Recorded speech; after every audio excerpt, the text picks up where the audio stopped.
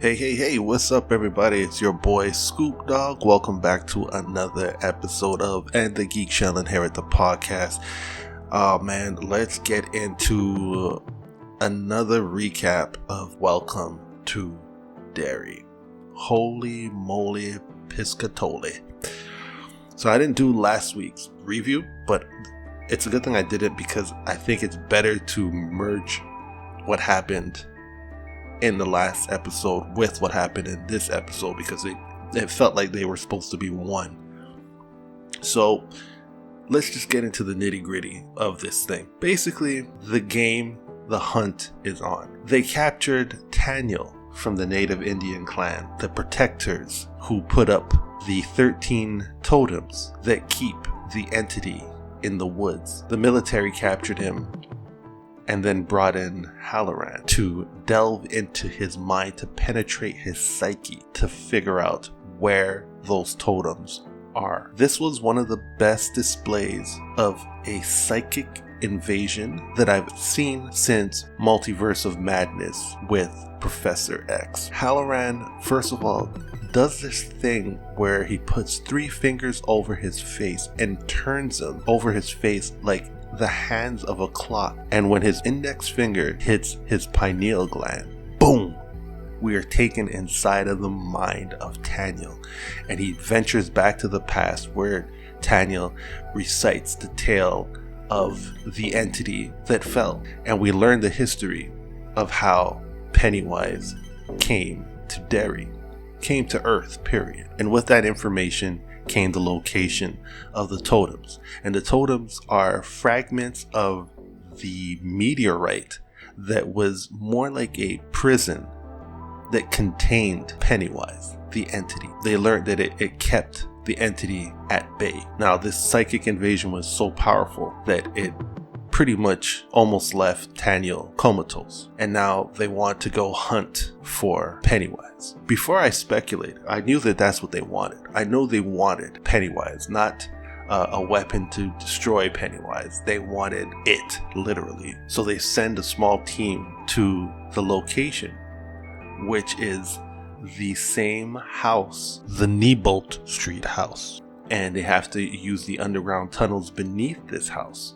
This is where the Losers Club got their ass kicked by Pennywise. In the future, this is what's going to happen to them. So they venture through the tunnels. It's Halloran, Hanlon, his boy, I think his name is Russo, forgive me if I'm getting it wrong, and a small team with Daniel leading. And Daniel has one of the daggers that was carved from the meteorite, and no one knows what the purpose of that dagger is. Military doesn't know that these are actually fragments of the totem that he's carrying.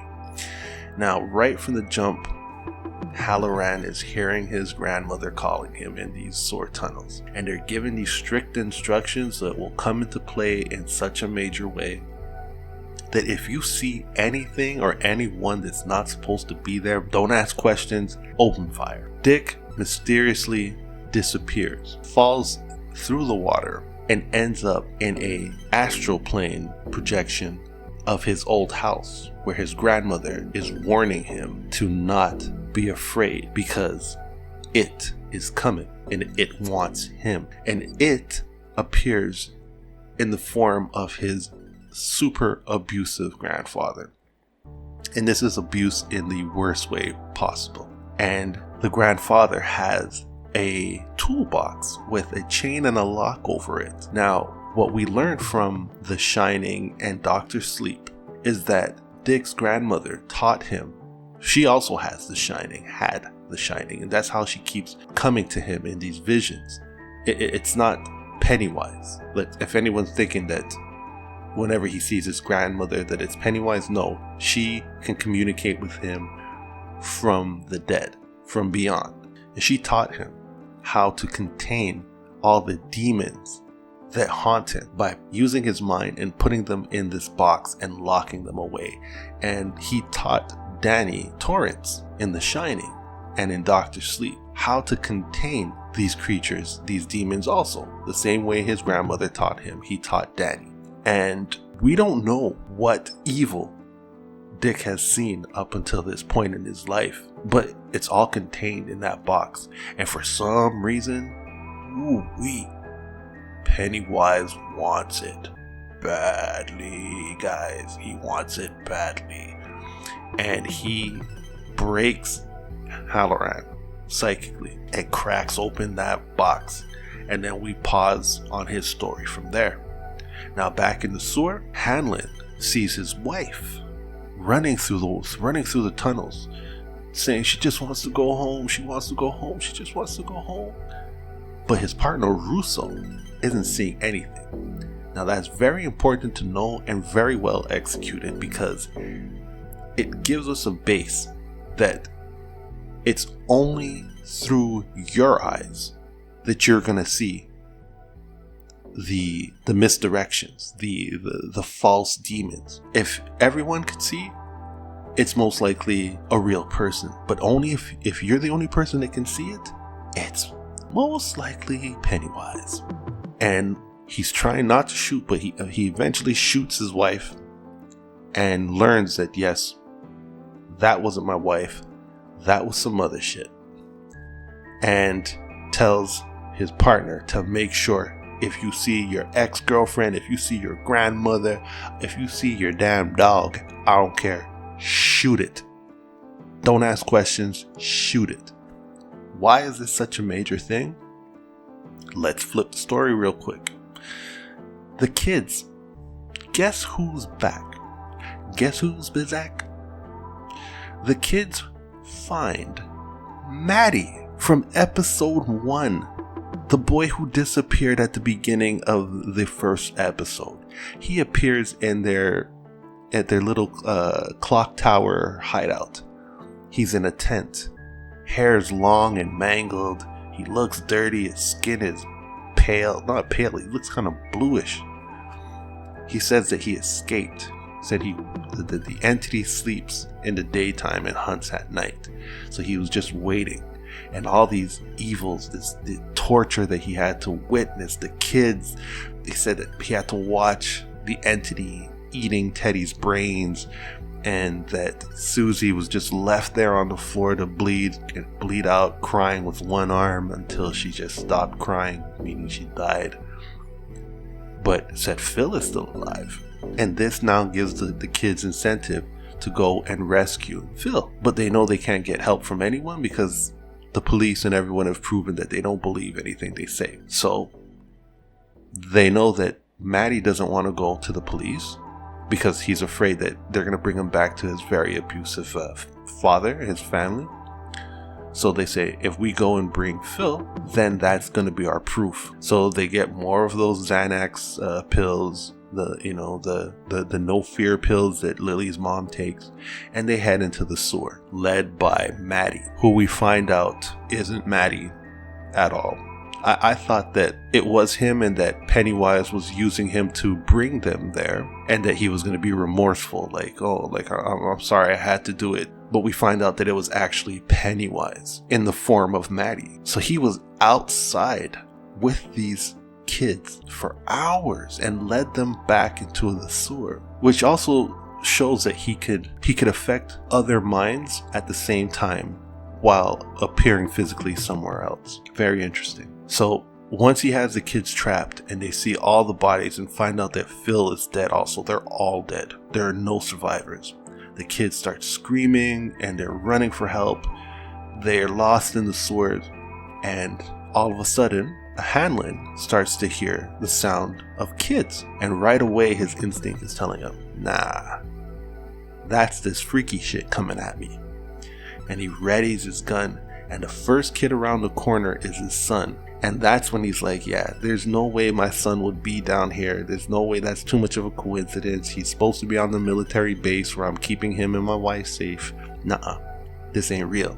And he's getting ready to pull the trigger. And that's when his partner sees the same thing. And he's like, wait, I can see the kids. It's real. And he tries to stop Hanlon from shooting and puts himself in the line of fire. R.I.P. to Russo. That was so intense and so well done. So they got separated from Lily, and Pennywise, who we see now in all of his glory in this episode, hunts her down. And even with these pills that are supposed to dull your fear, it's not enough. These kids took so many, they were high, and it wasn't enough. Pennywise still came after them. But here's the connection back to Daniel. So while Daniel was in the sewer, he took an opportunity to escape from the military guys. But while he was running, he dropped the dagger, and that dagger got flooded away in the water in the sewer. Where did it end up? By a steel grate, a dead end. And that's where Lily got trapped, at a dead end. So right when Pennywise was gonna rip her to shreds, he stops about a few inches away from her, and you see the glowing object, the glowing artifact in the water. And right there you know, he can't touch her. So he just moves backwards, and the way he moves and the sounds he makes is so creepy. Oh my gosh. I was watching this at midnight, and I was asking myself, why am I doing this at midnight? I gotta go to bed soon, and I'm gonna dream about this. Lord have mercy. So basically, that's where we wrap up this episode. No one knows what happened to Halloran until the final moments of the episode, where he comes out of the sewer just like, he's in a daze, man. He'd been through it. Because if he fell underwater and was going through, that's the thing that was mind-boggling to me. He fell underwater and no one could find him. And it wasn't like the water was super deep. It was up like maybe chest level. And they felt around in the water. The soldiers were feeling around in the water for him and couldn't find him. So where did he go? And how did he end up back at this exit? And he sees a soldier walking around. He's walking around aimlessly and like confused, and turns around and you see it's Russo, Hanlon's partner, who died.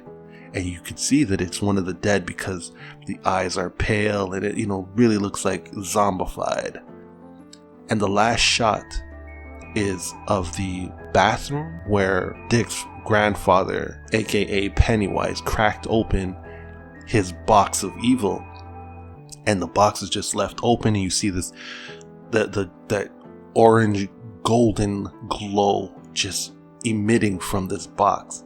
And I'm thinking, if this is all the evil that he's been containing from when he was a child up until he's a grown man, and it is open and it is loose, maybe that is the power that Pennywise needs. And for some reason, the military thinks that they're going to be able to control this thing, which is really, really great storyline, because in history, that's what the military and the government do. They always try to weaponize things, in the most grotesque weapons possible. Mustard bombs, chemical warfare, the atomic bomb, for crying out loud. And now they're thinking, we can find a way, which I want to know. How do they plan on controlling it? They have a way of containing it, but how do you know you can control Pennywise? I think we're going to get into that in the next episode. What did you guys think of it? How are you feeling about this entire series as a whole? I think this is probably one of the best horror Stephen King series, next to The Outsider. I think they're equal. The Outsider was fantastic. This is fantastic as well. Shout out to Castle Rock. If you haven't seen Castle Rock, do yourself a favor and check that out too. Drop a comment below and let me know your thoughts. And I'll catch you guys on the next vibe. Peace.